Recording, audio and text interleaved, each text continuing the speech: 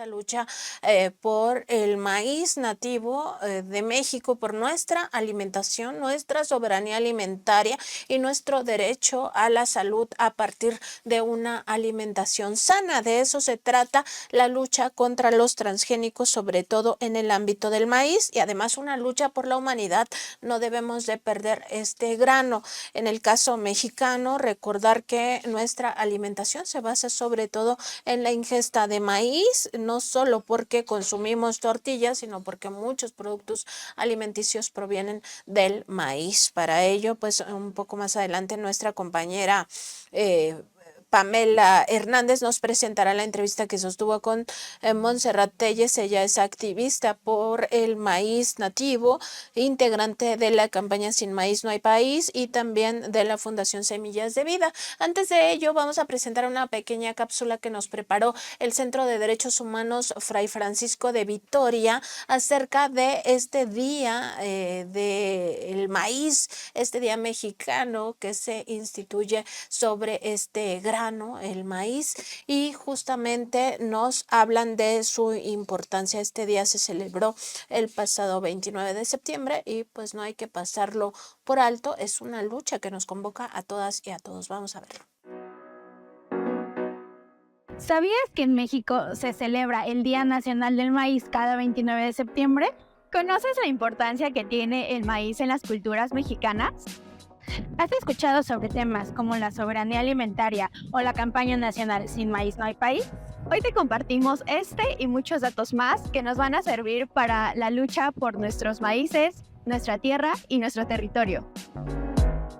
El maíz y eso que llamamos milpa han sido una fuente alimenticia que deviene de épocas prehispánicas. Es uno de los elementos centrales, junto con la calabaza, los frijoles y el chile, de la dieta tradicional del país. Podemos encontrarlo en múltiples presentaciones, desde elotes, esquites y tamales, pasando por sus formas líquidas como el pozol, tejuino o atole, hasta las tortillas que día a día ponemos en la mesa. Sin embargo, más que un alimento, implica un entramado de relaciones sociales y culturales que han permanecido a lo largo del tiempo. En México, tiene representaciones simbólicas sagradas, como su asociación con la vida y la fertilidad. Para los raramuris, por ejemplo, el maíz hace parte de su cosmovisión y formas de llevar la vida. Así, cada color tiene sus propios significados y los tipos de maíces que conservan son herencias y relaciones de parentesco. No obstante, los maíces nativos se han visto amenazados por la llegada e introducción de variedades transgénicas. Esto desde la primera importación de maíces genéticamente modificados de la década de los 90. Aunque en un inicio se manejó la inserción de estas semillas bajo un discurso desarrollista, mismo que impulsaría y mejoraría la productividad del campo mexicano, la realidad es que su uso ha dejado una pérdida de ecosistemas y hábitats, así como tierras infértiles. Estas son solo algunas problemáticas alrededor del uso de maíces transgénicos, sin contar las alteraciones y contaminación de variedades nativas por medio de los suelos, la reducción de biodiversidad o la contaminación del agua. Además de la dependencia sobre el uso de semillas mejoradas una vez que comienzan a usarse. Esto debido a que su uso es únicamente por una vez, lo que las diferencia de las semillas nativas, que suelen seleccionarse las mejores para cosechas futuras. El pasado sábado 31 de agosto, la generación 22 del Espacio de Formación para Juventudes Defensoras, Miguel Conchamalo, tuvimos la oportunidad de hacer una visita agroecológica al espacio del Campo Ololique en San Miguel Topilejo, Tlalpan. Asistencia que nos permitió acercarnos al campo mexicano actual de la mano de Anaet González Lugo del Rosal, coordinadora del área de agroturismo, Víctor Manuel Rodríguez, productor de hortalizas, y Montserrat Telles, colaboradora de la campaña Sin Maíz No Hay País. En consecuencia, podemos reflexionar sobre la importancia de la defensa del maíz y todo lo que ello representa social, política y económicamente. No pudimos evitar cuestionarnos sobre ¿de dónde vienen los productos que comemos? ¿Quién produce el alimento que desde lugares urbanos nos limitamos a comprar? ¿O qué tan saludables son los alimentos comercializados desde las grandes empresas? Con esto, Montse nos brindó mayor contexto respecto a las semillas transgénicas y la lucha por los maíces nativos. La campaña nacional en defensa de la soberanía alimentaria y la reactivación del campo mexicano Sin maíz no hay país existe desde el 2007. En ella hacen parte más de 300 organizaciones y sectores sociales de todos los rubros, desde campesinos hasta consumidores e incluso artistas y comunidad internacional. Pero, ¿cuál es el objetivo de esta campaña? Luchar por la soberanía alimentaria fortaleciendo la producción campesina. Esto por medio de políticas públicas favorables para quienes labran el campo. Además, apuestan por un proyecto alternativo para el campo y el país que sea, sobre todo, incluyente, justo, sustentable y solidario.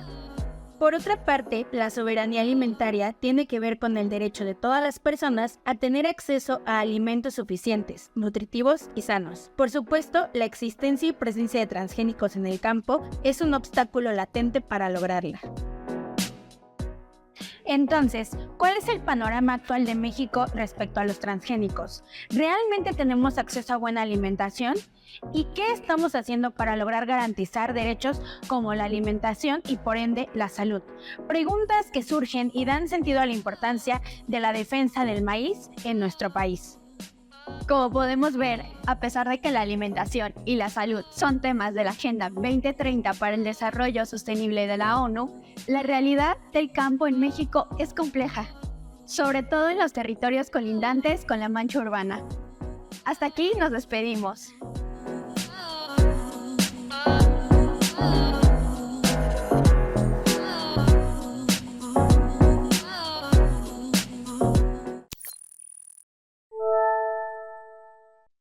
Agradecemos esta colaboración del Centro de Derechos Humanos Fray Francisco de Vitoria por pues mantener informada a nuestra audiencia en estos temas que tienen que ver también con derechos humanos. Y ya está con nosotros aquí en el estudio nuestra compañera reportera Pamela Hernández para presentarnos justamente una entrevista con la activista Montserrat Telles, integrante de la campaña Sin maíz no hay país, a propósito pues de este Día del Maíz, pero sobre todo de la lucha por nuestra soberanía alimentaria y también por la defensa de este grano. Muy buenos días, Pamela. Buenos días, Nancy, y buenos días al público de Contralínea. Pues lo prometido es deuda y hoy volvemos con este tema tan importante como lo es la defensa de los maíces nativos que existen en México y la importancia de que se creen políticas públicas en torno a ello, especialmente con lo que tiene que ver con el maíz transgénico y los plaguicidas altamente tóxicos, que fue algo que hablamos con Montserrat Telles sobre estas dos cosas, pero más aún sobre la importancia de apoyar a los campesinos, a las campesinas, la difusión de los maíces nativos que existen en México, Nancy. Así es, vamos a ver un primer corte donde ella habla de lo que se espera de esta reforma pues que presentó en su momento el entonces presidente de la República, Andrés Manuel López Obrador, por la defensa y que ya quede prohibido el maíz transgénico para consumo humano. Vamos a verlo. Dentro de todo el paquete de reformas que envió el presidente en febrero de este año, encontramos una reforma al artículo 4 constitucional, en donde, entre otros temas de agua, de minería, también se establece el reconocimiento del maíz nativo como pilar biocultural y de la alimentación de las y los mexicanos, pero también, y sobre todo como un punto muy importante, la prohibición de que este maíz esté presente en la alimentación humana, la alimentación de las y los mexicanos y en nuestros campos. Se prohíbe la siembra de este maíz transgénico y genéticamente modificado en general, ¿no? Que tiene muchas variedades que implican riesgos importantes en muchos sentidos. Entonces, esperamos que esta reforma, que ya está siendo discutida en ambas cámaras, esta discusión ya se está dando, pues se apruebe finalmente. Y se apruebe incluso con otras características que se han buscado y que se han puesto sobre la mesa en el marco del debate legislativo, como las condiciones en las cuales entra el grano que se importa a nuestro país. Es decir, si bien se prohíbe la siembra en nuestro país, eso que se importa también implica un riesgo. Entonces, esperamos que esta reforma no solamente se logre en términos de la siembra, sino que profundice y se amplíe hacia otros ámbitos como el de la importación del maíz. Y esperamos que se logre aprobar a la brevedad, ¿no? En todo el conjunto, en todo el paquete del Plan C y tenerla este mismo año. Y Pamela, también tuviste oportunidad de preguntarle a la activista Montserrat Telles acerca de qué es lo que se espera de este nuevo gobierno. Sí, pues además, como ya escuchamos, además de esta reforma que se espera que se apruebe, no solo se busca que ya no se siembre maíz transgénico, ya lo veíamos en este corte, también se espera que se regule la entrada de maíces vivos, de granos vivos. Y pues justo lo que mencionaba, que se apoyen, se espera que se apoyen a los campesinos y a las campesinas que están sembrando estos maíces nativos, también darle difusión a estos maíces nativos para que las mismas personas de México conozcan la diversidad que existe. Veamos lo que dijo. Y bueno, en ese nuevo gobierno, y lo que esperamos es que los grandes pasos hacia adelante que se desarrollaron en el gobierno de Andrés Manuel López Obrador no solo continúen, que se profundicen. Por ejemplo, que estos programas que atendieron las condiciones de producción de las y los pequeños productores, todas las familias campesinas e indígenas que nos alimentan, que representan la provisión fundamental de alimentos para nuestro país, pues continúen. Pero no solo que continúen, que se amplíen, que haya muchos más recursos, ¿no? Porque en realidad operaron en condiciones marginales dentro de la Secretaría de Agricultura. Entonces, lo que esperamos es una profundización en esos programas, en la producción agroecológica y de pequeña y mediana escala para estas familias campesinas. Desde luego, también que a la brevedad se apruebe la reforma al artículo 4 constitucional, que no quede en letra muerta. Consideramos que es fundamental que se apruebe, pues en este momento que están discutiéndose las reformas fundamentales del paquete de todas las reformas constitucionales que envió el presidente en septiembre, máximo en octubre de este año, esperemos que salga para que no quede en el congelador.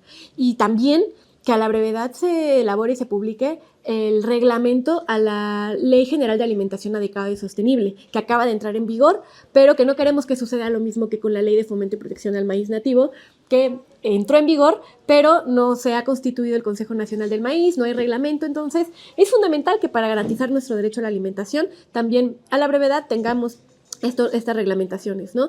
Y lo que esperamos, pues, en particular, por ejemplo, del nuevo secretario de Agricultura, es que no haya ni un paso atrás en las restricciones que se han planteado para la siembra de maíz genéticamente modificado y para su presencia en la alimentación de las y los mexicanos, pero también esperamos, de eso ya ha habido declaraciones, pero también esperamos que haya un freno a estas importaciones de maíz genéticamente modificado o que cambien las condiciones en las cuales se importa para que no representen un riesgo para nuestra salud y nuestro medio ambiente. Y otro frente que también tiene que,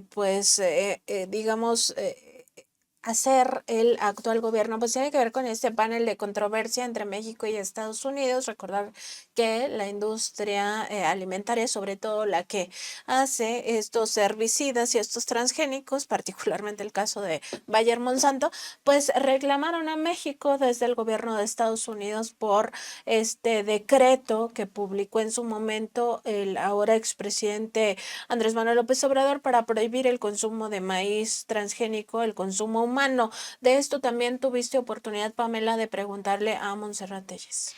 Pues justo es una lucha que le tocará a esta administración. Este panel de controversias entre México y Estados Unidos será en donde se esté disputando el cómo debe ser el consumo de maíz en nuestro país. Pero antes de continuar, escuchemos de qué va este panel en voz de la experta. Ok, el panel del TEMEC, para la audiencia que quizá no sabe a qué nos referimos, porque además es un lenguaje comercial muy alejado, ¿no?, de lo cotidiano. El panel de controversias se desarrolla en el marco del Tratado Comercial entre México, Estados Unidos y Canadá, el TEMEC. En este tratado se establece un mecanismo de solución de controversias en el capítulo 31, en el cual cualquier país parte del tratado que considere que otro no está cumpliendo con sus obligaciones o que este país no está recibiendo los beneficios contemplados en el tratado, puede invocar a la instalación de un panel de este tipo, que generalmente está integrado por 5 personas. En el caso de maíz transgénico, maíz genéticamente modificado, son tres panelistas. Pues se decide qué país tiene la razón en cuanto a las medidas puestas en el caso, ¿no? En el panel. En este caso, Estados Unidos invoca al panel por la decisión del gobierno mexicano de publicar el decreto presidencial de febrero del 2023, en donde se establecen fundamentalmente dos disposiciones en materia de maíz genéticamente modificado. Una es la restricción de su consumo humano, es decir, de su uso en la industria de la masa y la tortilla, que es esa industria en la cual se elaboran fundamentalmente los platillos que consumimos los mexicanos como base de nuestra dieta, las tortillas, desde luego, que es la principal forma de consumo de maíz, pero también los tlacoyos, el atole, toda esa industria de la masa y la tortilla que caracteriza nuestras ricas cocinas, ¿no?, tradicionales mexicanas. Y por otro lado, la sustitución gradual del uso de este maíz genéticamente modificado para la industria pecuaria, para la alimentación de ganado y para otros usos industriales alimentarios, por ejemplo, las de alimentos ultraprocesados. Entonces, ¿qué es esta primera, la de la pecuaria? El principal destino del maíz transgénico que importamos. Abriendo el apetito aquí en el estudio con esta referencia a los tlacoyos, el atole y todo lo que significa para nosotros realmente el maíz. Continuaron hablando también de este panel acerca de los argumentos que más te comentó la experta.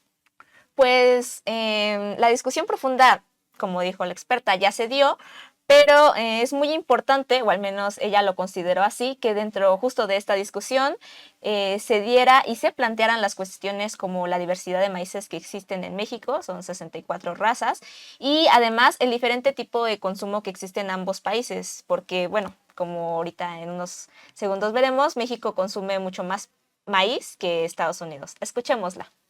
Entonces, Estados Unidos reclama estas dos disposiciones como contrarias al tratado comercial y se instala este panel de controversias en agosto del 2023. Entonces, es fundamental que en el marco de este panel hayan estado, porque digamos que la parte de la discusión profunda ya pasó, ya sucedió, hayan estado puestas sobre la mesa gracias, por un lado sí al gobierno mexicano desde luego, pero también gracias a organizaciones sociales que solicitamos ante el panel presentar opiniones escritas para poner sobre la mesa la gravedad de estos plaguicidas asociados a los maíces genéticamente modificados, digamos, son transgénicos porque resisten a la aplicación de estos químicos, pero también sobre los transgénicos en sí, ¿no? ¿Cuáles son los riesgos para un centro de origen y diversificación como México de tener un grano que entra vivo con todo el potencial de germinar a nuestro país con características secuencias transgénicas, ¿no? Entonces, pues es fundamental, ha sido fundamental. Todavía no hay una resolución del panel, esperamos que esta resolución se dé hacia noviembre de este año, aunque puede recorrerse, pero Estados Unidos en distintas ocasiones trató de dejar fuera estos argumentos, todos los argumentos que tenían que ver con la importancia biocultural, las diferencias en el tipo de consumo de maíz directamente, ¿no?, de los humanos en Estados Unidos y México. México consume 11 veces más maíz, ¿no?, para consumo humano que en Estados Unidos. Esto es, pues, no son poblaciones comparables, ¿no? Entonces, los daños a la salud, los impactos, pues tienen que ser evaluados de forma distinta. Entonces, ha sido fundamental poner esto sobre la mesa, aunque Estados Unidos ha tratado de dejarlo fuera, ¿no? Y decir, como siempre, que Estados Unidos no ha demostrado ni durante el panel, ni durante todo el juicio dentro de la demanda colectiva, el juicio que se lleva aquí en México, no ha demostrado que este maíz es inocuo para el consumo humano en México, en los niveles de consumo que tenemos en México, que son alrededor de 1,000 calorías al día per cápita, es decir, 500 gramos, o sea, con más o menos la mitad de las calorías que consumimos las y los mexicanos al día, ¿no? Entonces, eso pues es básico, que se tiene que poner sobre la mesa, porque en tanto no haya una demostración de que es inocuo para nuestra salud y para nuestro medio ambiente, para nuestro patrimonio biocultural, no podemos aceptar este maíz. También importante revisar otros frentes de lucha que se tienen en esta defensa de nuestra alimentación, pero sobre todo del maíz. Por eso se llama esta campaña Sin maíz no hay país, y de eso también abordaron el tema, Pamela. Sí, un punto muy importante fue esta lucha cultural que, bueno, la experta lo explicó así. Que los mexicanos seamos conscientes de los riesgos que implican estos maíces de tan mala calidad y por otro lado que seamos conscientes y a la vez consumamos estos maíces sembrados en territorio nacional por estos campesinos nacionales, y el fomento también a la producción en el campo. Sobre esto veamos lo que dijo. Pues la lucha va, la lucha sigue, ¿no? En distintos frentes. La lucha cultural para fomentar y promover el consumo de este maíz, difundir la importancia de este maíz en nuestra población, lo cual se ha vuelto fundamental como un pilar de la defensa de estos maíces, dado que estamos inundados, sobre todo en las zonas urbanas del país, de harinas de maíz, de maseca, de minza, que son pues maíces de pésima calidad, maíces que no representan la lucha, ¿no?, que defendemos. Ese consumo no es el que buscamos y pues viene con la lucha de la defensa de la tortilla tradicional, ¿no? Entonces, en términos generales, pues la lucha continúa en distintos frentes abierta, no es una lucha ganada todavía. La lucha contra los transgénicos es uno de los atributos de la defensa de los maíces nativos, digamos que es sine qua non a esta defensa, ¿no? Es un aspecto sine qua non. No va solo. El hecho de que se prohíban los transgénicos no en sí no representa y no resuelve todos los problemas por los cuales nosotros luchamos y tratamos de resolver. Hay que fomentar la producción en el campo, apoyar a los pequeños productores, a las familias campesinas, indígenas, acompañar procesos en estudios científicos, procesos técnicos en la siembra, ¿no? Es decir, la lucha es mucho más amplia, pero la prohibición de los transgénicos es indispensable, ¿no? Es una condición sine qua non para proteger los maíces nativos. Entonces, esta política no solo debe de continuar, se debe de profundizar, porque en realidad este freno ha sido gracias a la colectividad demandante, a la sociedad que demandó al Estado y a las empresas que solicitan estos permisos para siembra comercial de maíz, siembra en distintas escalas, y gracias a esta colectividad, a este proceso legal, se ha logrado frenar, pero se requiere que se eleve esta decisión a rango constitucional. Y Pamela, también conversaron de la historia de la defensa de los maíces, porque no solo se trata de defenderlo en el panel, sino que esta lucha viene de tiempo atrás. Sí, esta lucha es histórica por la marginalidad que han vivido las comunidades campesinas, especialmente a partir de las políticas neoliberales. Sobre esto, Montserrat Telles nos habló de cómo los esfuerzos por defender el maíz nativo se conjugaron en el logro de que la siembra del maíz transgénico fuera prohibido. Escuchemos lo que mencionó sobre esto. La defensa de los maíces nativos en México es de largo aliento. La lucha empezó, es una lucha permanente, diría yo, histórica de los pueblos, las comunidades indígenas de nuestro país, y por distintos elementos contextuales pues se ha ido transformando.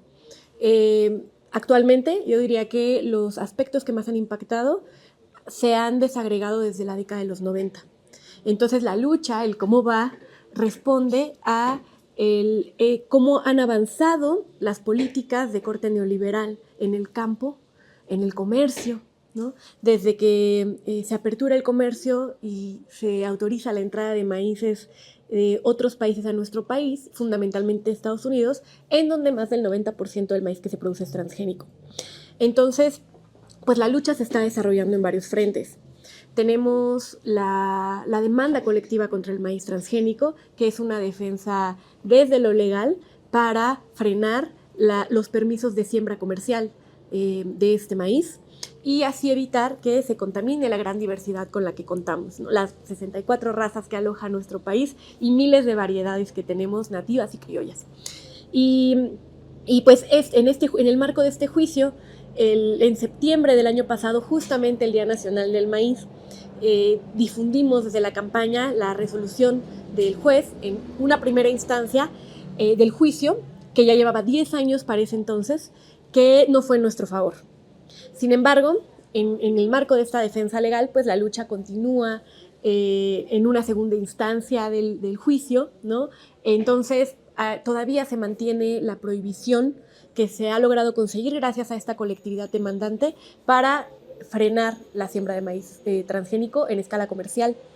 Entonces, digamos que en la lucha legal seguimos con ese gran triunfo de frenar el maíz, ¿no? Y otro tema también que se abordó, pues es justamente esta incertidumbre que se genera, pues a partir también un poco de la transición entre un gobierno y otro, pero por condiciones también externas sobre esta defensa, sobre todo para prohibir los herbicidas tóxicos. De eso que comentaron, Pamela. Pues en el caso específico del uso del glifosfato existe este decreto sobre la prohibición de su uso. Sin embargo, ella lo comentó como un futuro incierto porque no se han realizado reglamentos específicos. Sobre esto, veamos qué dijo. Los herbicidas tóxicos en nuestro país está sumamente retrasada. Si bien a partir de este gobierno hubo un paso hacia adelante en la restricción al glifosato, los decretos fueron un intento de frenarlos, pues finalmente no se cumplió el plazo que establecía el decreto para que ya no se utilizara glifosato en nuestro país. Hablo del decreto presidencial de febrero del 2023, que sustituyó al del 31 de diciembre del 2020. Y aunque en estos decretos se establecía que una fecha límite que se recorrió entre uno y otro decreto para restringir ya por fin, eliminar el uso del glifosato en nuestro país, esto finalmente no fue posible. Las grandes industrias impusieron sus intereses y desgraciadamente, si bien el decreto sigue vigente, todavía no hay mucha claridad en qué va a pasar con el futuro de este decreto, ¿no? De esta disposición al menos. El decreto quedó intacto, pero en el contexto de las fechas de la fecha límite para que ya no se aceptara el uso, ya se prohibiera el uso de este glifosato, hubo distintos posicionamientos de la industria, de algunas secretarías de Estado, del propio presidente en una mañanera, que dejaron poco claro cuál es el rumbo de esta decisión. Y profundizaron también sobre esta importancia de seguir luchando contra estos herbicidas tóxicos como el glifosato. Pamela, ¿qué más comentar? Pues sí, este decreto solo fue en materia de glifosato, pero existe un amplio marco de herbicidas que son igual o más tóxicos, sobre los cuales no hay ninguna regulación. Y justo en este tema ella nos habló un poco de eso. Hay una lucha mucho más amplia contra los herbicidas tóxicos que tiene que ver con los plaguicidas altamente peligrosos. Desde distintas perspectivas, estos plaguicidas son sumamente dañinos para el medio ambiente, para la salud, y por lo tanto, en nuestro país tendría que haber una prohibición, un plan de prohibición progresivo de estos plaguicidas altamente peligrosos, que no hay. Hace unos años se intentó incorporar algunos elementos que permitían frenar el uso de estos plaguicidas en la Ley General de Salud, y desgraciadamente pues nuevamente la industria logró imponerse. Entonces no se frenó por esa vía tampoco, ¿no? Entonces pues sí, hay una gran deuda en nuestro país para no solo regular, prohibir por fin progresivamente plaguicidas altamente peligrosos como el glifosato, pero como otros tantos que están aprobados en nuestro país y que contravienen los tratados internacionales de los que México es parte. México, por ejemplo, está en el de Estocolmo, en donde se establece pues, la urgencia, ¿no?, de que estos plaguicidas altamente peligrosos no sean utilizados. Entonces, México tiene una responsabilidad internacional también en ese sentido, ¿no? Híjole, pues falta bastante en términos de política pública. Ya lo decía yo, en el tema de plaguicidas altamente peligrosos, se requiere un programa de prohibición progresiva de estos plaguicidas. En nuestro país son evidentes los impactos que han tenido. Tenemos estas tragedias de muertes masivas de abejas, ¿no? Pero también restos de orina se han encontrado, glifosato y otros plaguicidas, resto de orina de niñas, niños. En Jalisco hay un estudio muy reciente y eso debe de alertar, ¿no? Eso debe de alertar sobre todo el camino que falta por recorrer en el tema de plaguicidas altamente peligrosos. Y con esto llegamos al final de esta entrevista. ¿Con qué cierras, Pamela? Pues me gustaría terminar recalcando que no solo se necesita que estas prohibiciones en materia de maíz transgénico y herbicidas se eleven a rango constitucional, sino también que se realicen reglamentos claros que determinen cómo se van a regular estos elementos y que también se apoye a los campesinos, porque de nada sirve que esas 64 razas de maíces que existen en México sin que nadie las siembre. También recalcar un poco la difusión que se le tiene que hacer a estos maíces nativos por encima de esos maíces de mala calidad, como ya nos contaba Montserrat Telles. Muchas gracias, Pamela, que pases muy buen día. Gracias. Y